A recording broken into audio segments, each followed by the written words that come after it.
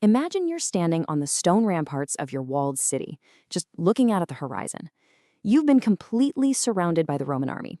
Now you might be thinking, hey, we've got time to negotiate, maybe work out some kind of peace treaty, right? Well, in ancient Rome, there was this absolutely terrifying psychological reality to a siege, and they literally codified it directly into their law. If you, as a defender, didn't surrender before the very first battering ram physically touched your city's wall, that was it. You were completely stripped of all your rights.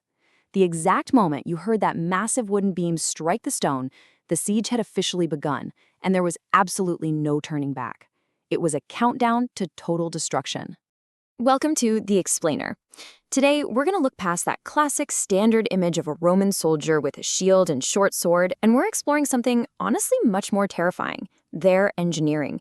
Because it turns out the Roman army was essentially a highly organized mobile demolition company that just happened to carry swords. They brought this unrelentingly aggressive style to siege warfare. They basically took Hellenistic technologies and scaled them way, way up to an industrial level. So let's look at the anatomy of a Roman siege and discover exactly how they dismantled the ancient world's most formidable fortresses. Okay, let's dive into this. Here is our battle plan for dismantling an enemy fortress step by step. 1. The engineering core. 2. Terror from afar, artillery. 3.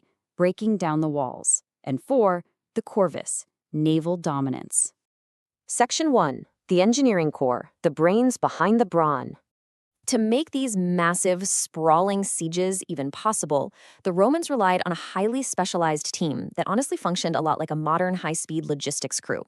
You had the Prefectus Fabrum, basically the head officer of the engineers, leading the charge. Then you had the legion architects who actually designed these towering war machines. And we can't forget the libertores. These guys were the surveyors, and their job was absolutely crucial because they ensured everything was perfectly level so the catapults would actually shoot straight. But the craziest part? They mass-produced their artillery.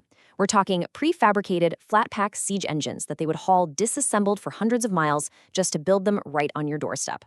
Section 2. Terror from afar, artillery. Long before Roman troops ever set foot near the actual walls, they unleashed an absolute storm of physical destruction and psychological warfare. This initial artillery barrage had 3 very specific tactical objectives. Number 1, cause massive structural damage to the enemy's defenses, specifically targeting the weakest points in the wall. Number 2, cause widespread casualties among the opposing army massed up on the ramparts.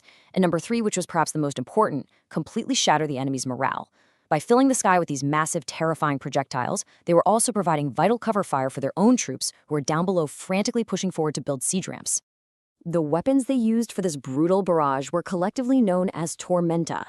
These were heavy artillery pieces predicated entirely on the physics of torsion. So they didn't use tension like a regular bow.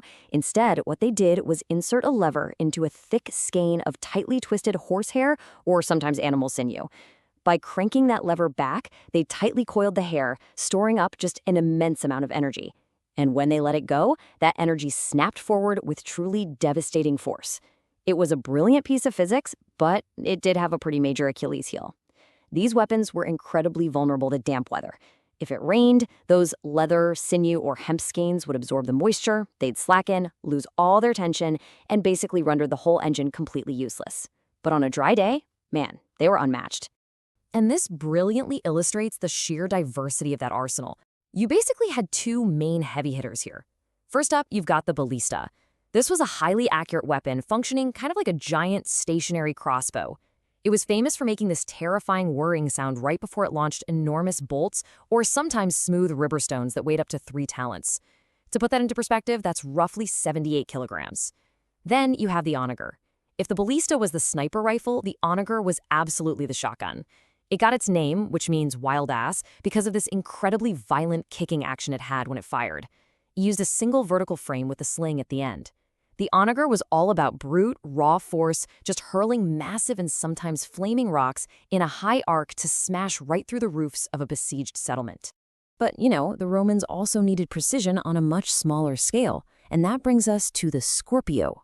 This thing was basically an ancient sniper rifle, compact enough to be operated by just 1 or maybe 2 men. It was a crossbow-like dart thrower, named for its incredibly deadly armor-piercing sting. Unlike those massive onagers that were meant to break down walls, The Scorpio was designed to pick off individual high-value targets with absolute pinpoint accuracy. And to give you a real idea of how terrifyingly effective this was, historical records from the Siege of Amida in 359 AD note that a single Scorpio arrow shot out and instantly killed the son of King Grumbasats, and he was just approaching the city to demand its surrender. It was swift, sudden, and highly lethal. I mean, imagine stepping out of your front door just to talk, and the siege essentially ends for you right then and there. Section 3. Breaking down the walls. The breach.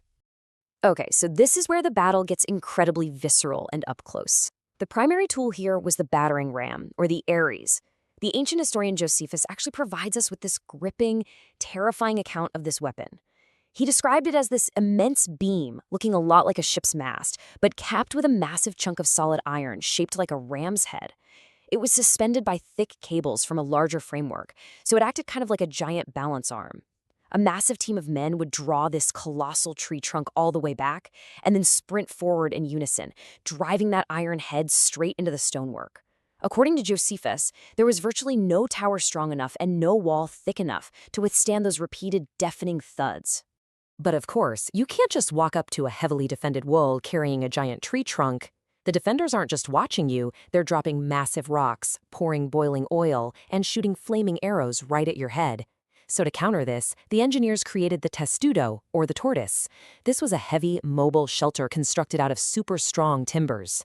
And to protect against all those incendiary devices, the Romans would drape the entire structure in fireproof materials, most commonly freshly flayed, uncured animal hides.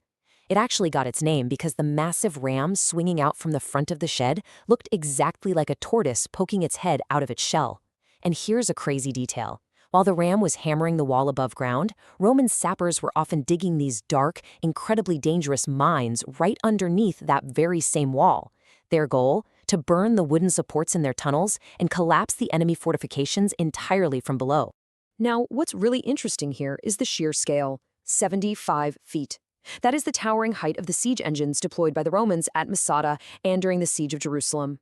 Really think about that for a second. 75 feet is roughly the height of a 7-story modern building. And the Romans were building these behemoths completely out of wood, plating them in iron to protect them from fire, and rolling them slowly across a rugged battlefield while under heavy enemy attack. These multi-level towers housed artillery, drawbridges, and battering rams all at the exact same time. You'd have archers at the very top clearing the enemy ramparts, while troops lower down poured directly onto the walls.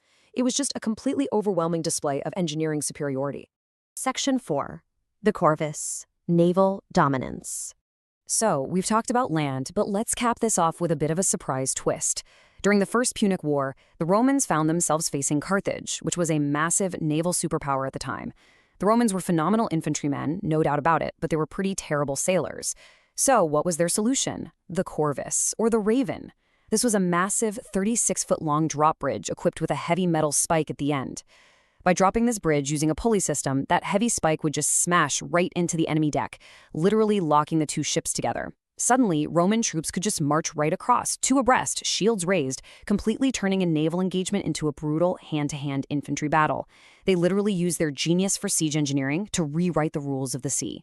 And that brings us to the core of our explainer today. We so often picture the Roman Empire as being carved out by the sheer brute strength of its legionaries, just guys with swords conquering the known world. But as we've seen today, behind every swinging sword was an architect, a surveyor, and an engineer building 70-foot towers and mathematically tuned torsion catapults. Infrastructure and engineering fueled this empire just as much as blood and iron ever did. So I want to leave you with this to chew on.